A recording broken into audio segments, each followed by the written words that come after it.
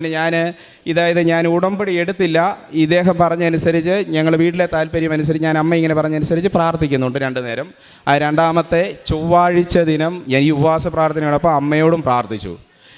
ഇങ്ങനെ പ്രാർത്ഥിച്ചു. അപ്പം ഇതിനു മുമ്പ് ഞാൻ പറയാൻ ഉദ്ദേശിക്കുന്നൊരു കാര്യമുണ്ട്. എനിക്ക് ഭവനം ഇല്ലാഞ്ഞിട്ട് ഈ വീടിന് വേണ്ടി സ്ഥലം വാങ്ങാൻ പലയിടത്ത് തുടങ്ങി. എൻ്റെ ഈ ഓരോയിടത്ത് ചെല്ലുമ്പോൾ കുറച്ച് പൈസ കൂടുതലായിരിക്കും, അല്ലെ 5 സെൻറ്റ് സ്ഥലം വേണം മേടിക്കണം, അതിനുള്ള പൈസ തികയില്ല. അങ്ങനെ പല ശ്രമങ്ങൾ ഉപേക്ഷിച്ചു. ഒരിടത്തൊരു സ്ഥലം കണ്ടിട്ട് എനിക്കത് വലിയ ഇഷ്ടപ്പെട്ടിട്ട് എൻ്റെ ഈ പൈസ ഇല്ലല്ലോ എന്നോർത്ത് ഞാൻ വിഷമിച്ചത് ഞാനിങ്ങനെ നിൽക്കുന്ന ഒരു സമയത്താണ് ഈ ഒരു അവസ്ഥ ഉണ്ടാകുന്നത്. അങ്ങനെ ഞാൻ ഈ ചൊവ്വാഴ്ച പ്രാർത്ഥന കഴിഞ്ഞ് ഞാൻ ഉപവാസം എല്ലാം കഴിഞ്ഞ് അമ്മയോടും പ്രാർത്ഥിച്ചു.